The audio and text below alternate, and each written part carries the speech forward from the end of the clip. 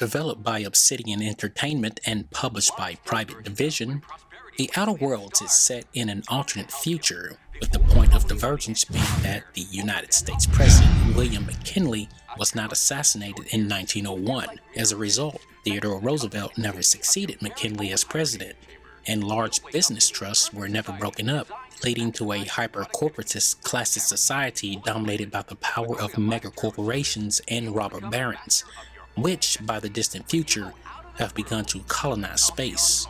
The game takes place in the year 2355 in the system of Halcyon. The Stranger, which is your character, is a passenger aboard the colony ship Hope, which is bound for the distant Halcyon system, wholly owned and operated by corporations. During its journey, the ship's skip drive malfunctions, and it's forced to continue using its sublight engines, extending the trip from 10 years to 60. During the 60 years since Halcyon was colonized through other means, the Hope is unexpectedly found adrift with its colonists unable to be revived. The Halcyon Holdings corporate board decides to abandon the colonists. The Hope is moved to an orbit over the ice planet Typhon, and its existence covered up. 35 years later, a rogue scientist named Phineas Vernon Wells rescues your character from the Hope and is sent to Terra 2. Before the game starts, you will get to customize your character, beginning with distributing points for attributes. You have 6 to start with and can be dropped into Strength, Dexterity, Intelligence, Perception, Charm, and Temperament. Each one of these attributes will affect certain skills. For instance, putting points into Perception will affect handguns, long guns, heavy weapons, dodge, lockpicking, and engineering. This also will add bonuses to headshot and weak spot damage. Next, you will be able to distribute skills. These are divided up into 7 categories, with each one having 2 to 3 embedded skills. They are melee with 1 and 2 handed melee skills, ranged with handguns, long guns, and heavy weapons, defense with dodge and block, dialogue having persuade, lie, and intimidate skills, stealth having sneak, hack, and lockpick. Tech has medical, science, and engineering, and lastly, leadership has inspiration and determination. The next tab has aptitude, and there's quite a bit to choose from. In fact, there's 15 of them. These will further give you perks such as reducing damage from certain types of weapons, having a better chance to dodge, and increasing damage on certain types of weapons. The next tab will present you with a character appearance that will let you customize how he or she will look. Again, there's many sliders to use and you can make some varied characters, but it's not on the level of Black Desert Online. It's not bad, and I would place it in the top 15 of customizations. Some of the options to adjust are gender. Moving to the face, you can adjust your actual head, the skin tone, your eye color, your brows, your eyes, your jaws, your mouth, nose, and cheeks. Moving to the hair, you can adjust the style, the color, eyebrow, facial hair, and color. And you can add some features such as makeup, dirt, you can put a scar on your face, and you can age your character like in Skyrim. Finally, you get to pick a name and get a summary of your character and skills.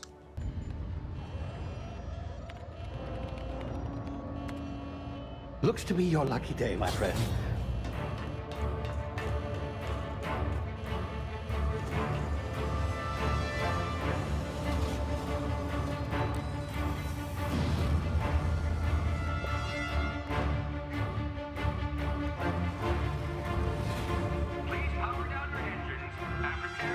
Not likely, bootlickers. Initiate skip jump.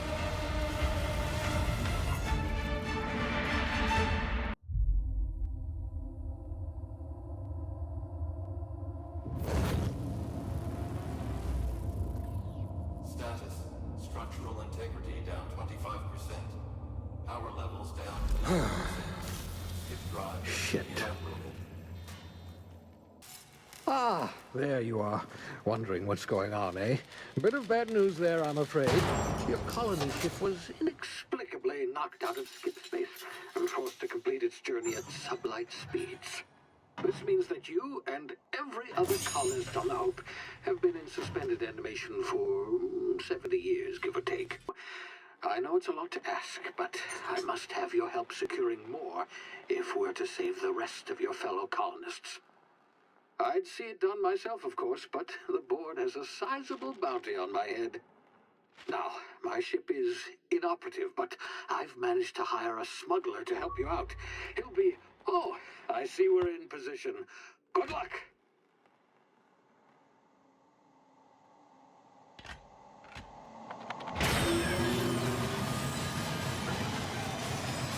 Is this thing working?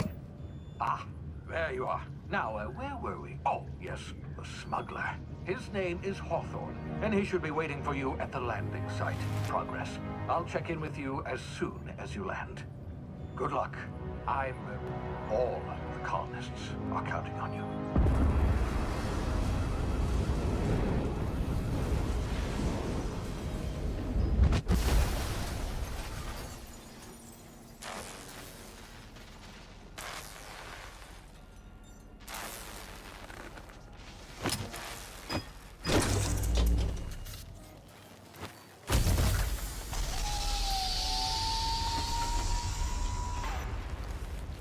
So after landing, you find out the person you are supposed to be meeting got smashed under your pod. It's pretty much a bloody mess when you look at it. Right off, you will be amazed at how well this game looks. If you are a Fallout fan such as I, you will be blown away at how crisp and colorful everything is. I know you may have heard it before, but this is what Fallout should look like by today's standards. Yeah, there were nuclear bombs launched, but even if you took out the bright colors, it would still look better. Anyway, you start to make your way to the ship and will be presented with the basic tutorials on how to duck, jump, and shoot. You will also be introduced to a light stealth mechanic that lets you hide in grass. You head towards a cave, find a soldier that is You hurt. try the best now. Now try the rest. Spacer's choice. Oh, wow, that stings. Huh. Looks like the bleeding stopped. I owe you one. Yeah, okay. You look like you know your way around a gun. Got some spare ammo, not counting the bullet in my side. Here, After fixing you can him use up, the saber too, you will obtain for a blaster protecting and some items. All Spacer's When choice talking, you will weapons be are now able to 30% open up less than when dialogue they choices malfunction. depending on If you what tried the best, attributes you now try have. the rest. Some of these Spacer's NPCs choice. can talk for a long time, and you can choose to lead the conversation if you want. Making it out of the cave, you come across some marauders that will let you test your new gun out. Just think target practice. Loot the camp and head towards the marker.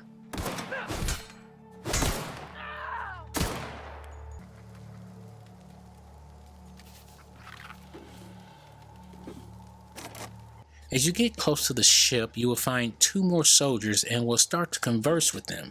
Again, dialogue choice will open and you can pick from the choices. Get over here before you get yourself killed.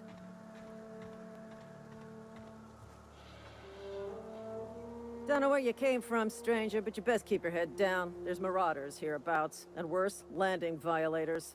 Gall on that rung leech. Landing in the Vale without using an official Spacer's Choice landing pad. I'd slap him with a fine if it weren't for all these marauders shambling about. After boarding the ship, you will find out that the power regulator is damaged and you head towards the nearest town. Gesture procedures initiated. Disengaging airlocks. Preparing to reject all boarding parties in 5, 4, 3, 2, 1. After talking to some townsfolk, you find out that Reed will be able to help you. Pleased to make your acquaintanceship. I'd shake your hand, but I've been hauling corpses. You don't want none of that on you. Name's Silas. Junior in humor for the town of Edgewater. We're all part of the Spacer's Choice family. Definitely not the junior in humor, that's for sure. If you've got business inquiries, you should stop by Reed Thompson's office.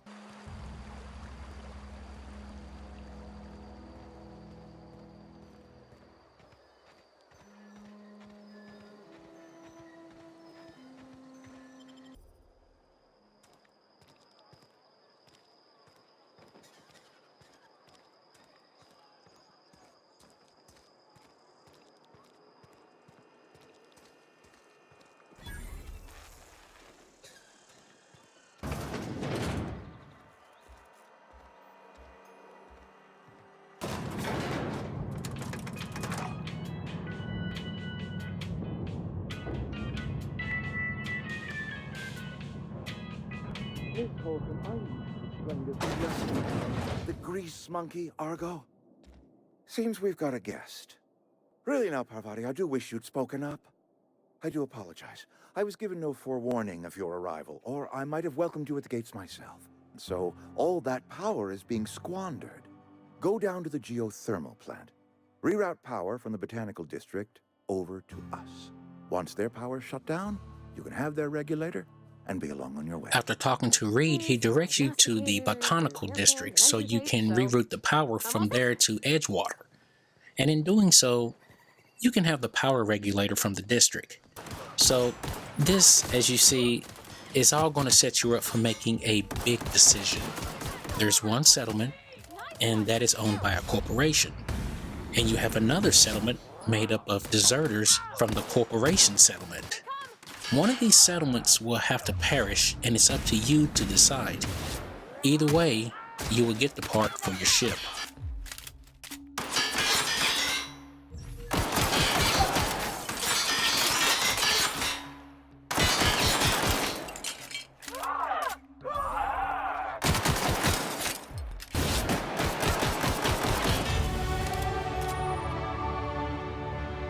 As you explore the land and buildings, you will run up on terminals, such as the ones in the Fallout series.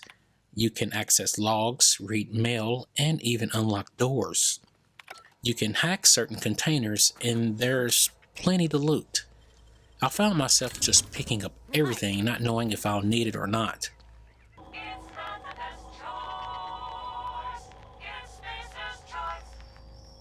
You occasionally find a vending machine that will let you sell weapons, armor, items that you may have found. You can buy as well. When in the vending menu, there is a button that lets you sell all junk, and may come in handy if you do not feel like manually finding all the junk that you have in your inventory. While in game, you can have a companion or two join you on a quest. Companions can also assist you in combat, providing much needed backup in difficult fights. You'll be able to change the weapons and armor for some of your companions, helping them to survive longer.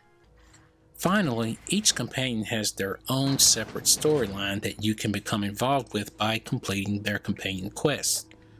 These quests will help you learn more about your companions while also gaining some level XP. Opening up the menu lets you further customize your companion. There are 3 modifiers for combat behavior, and each one has their own set of 3 options that you can pick from. Distance controls the companion's follow distance from you. So if you pick close, your companion stays closer to you. If you pick medium, it follows at like a moderate distance. And if you pick far, then your companion stays a little bit further away from you. Going down to weapons, this will control your weapon preference for your companion. Picking melee, it will have your companion decide to use melee weapons as its first choice. If you use mixed, it can switch between melee and ranged weapons, and it just depends on the distance of the enemy. Putting it on ranged only attacks with ranged weapons.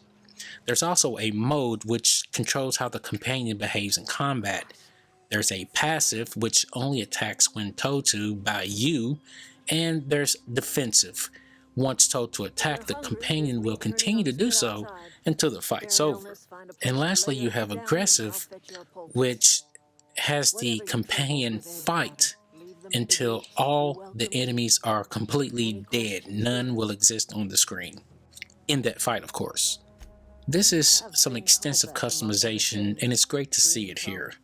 Just pick your options and leave the menu. Who keeps flowers. But yes, Adelaide will do just fine. Seems the sort of thing a hero would do.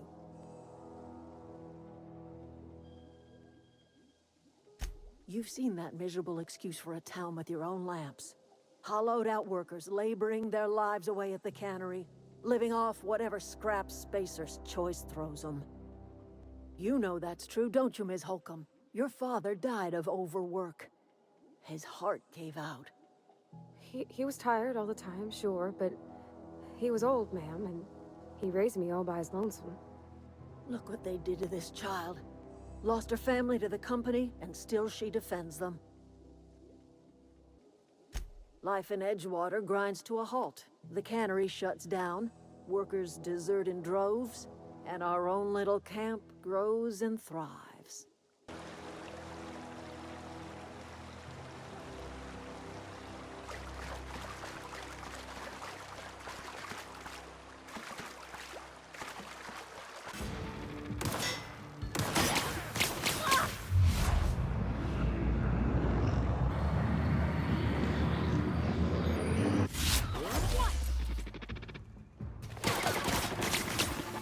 Can't get past that armor! Nice one!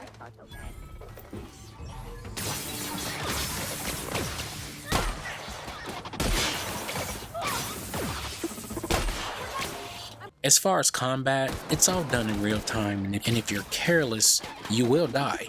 If you're a good talker, you may be able to avoid it. The weapons I found in the game felt kinda weak when I was using them. That was until I got my hands on this melee weapon that sounded like a chainsaw. This worked out well, and then I found another weapon, which was like a big giant hammer, and it really put the hurt down. It's pretty effective, especially when you see that one swing can take a person's head off. Pretty awesome. You do have an ability to let you slow down time, but it's only for a few seconds at the beginning, but if you put some points into it, you can extend the time. That's the last of them! I'm beginning.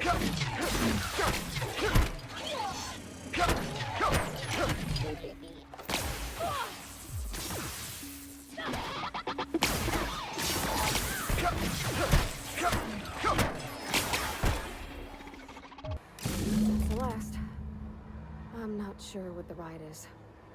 Alls I know is the decision's final. Once we do this, there's no going back. Hey, mister? Look, I know you want your power regulator and all, but I just gotta ask you. Do you understand what you're about to do? I don't think you should cut off Edgewater's power. I think it would be cruel. I'm sorry. That just sort of came out all at once. Edgewater's hurting. We've been losing workers year after year, and corporate hardly ever sends replacements. There's barely enough Saltuna to fill our bellies anymore. But the town's got some good people in it. Decent, hard-working folk just living their lives the only way they know how. They don't deserve to be punished. Really? I mean, wow. Thanks. No one's ever told me those words in that order.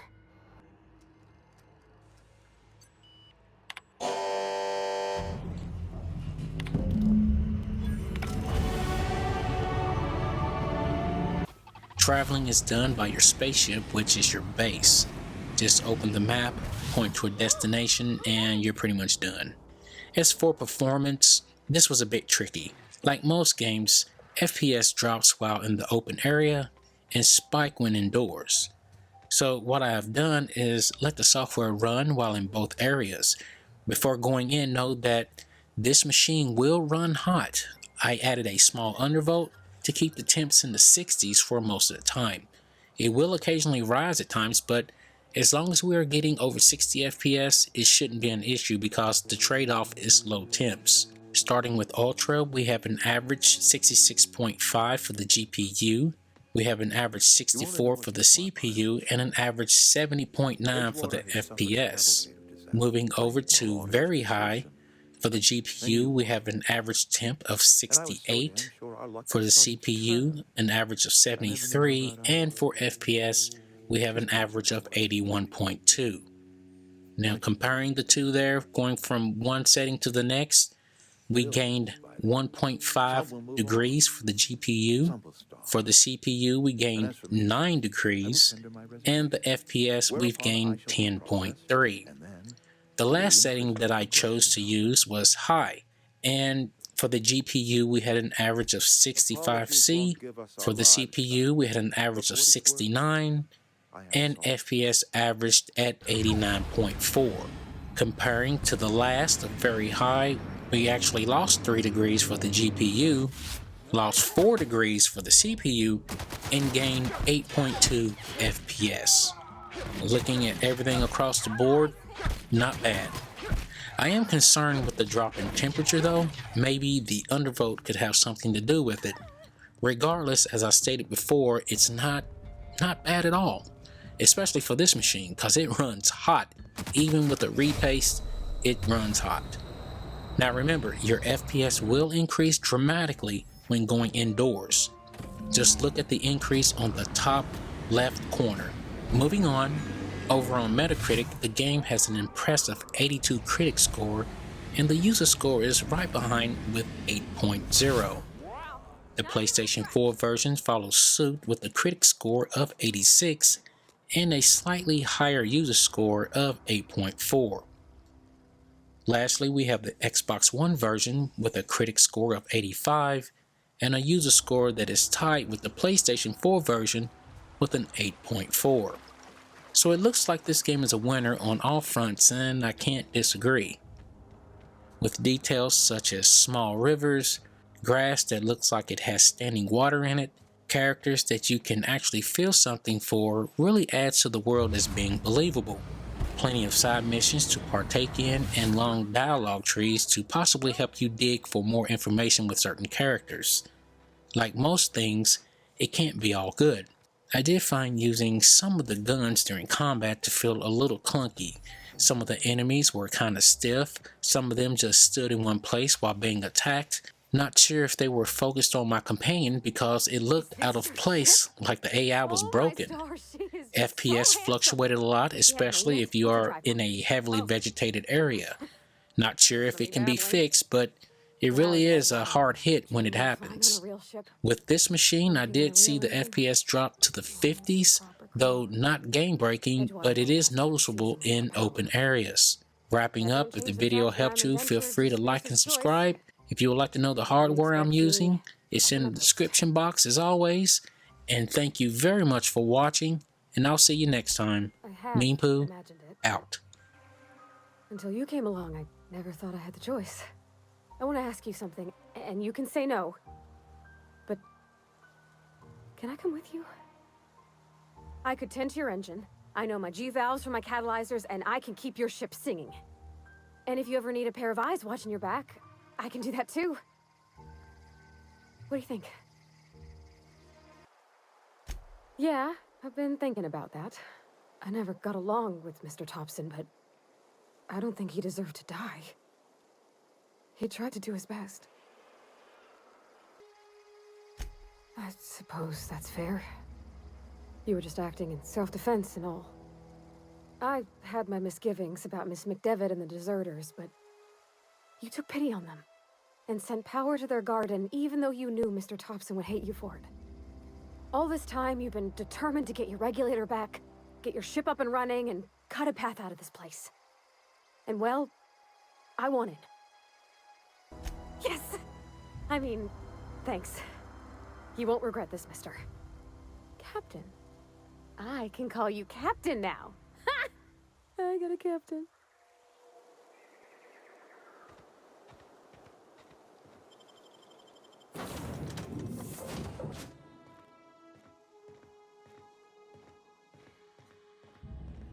Captain, I have detected that the town of Edgewater is now without power. I appreciate you doing your part to hasten their demise. Step 1. Pick up your power regulator. Step 2. Approach the terminal located in our engine room. Step 3. Insert power regulator. Step 4. Celebrate.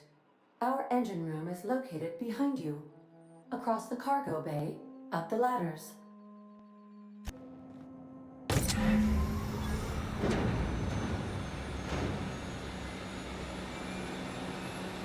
All systems are now operating within acceptable parameters. Shall I take our ship into orbit?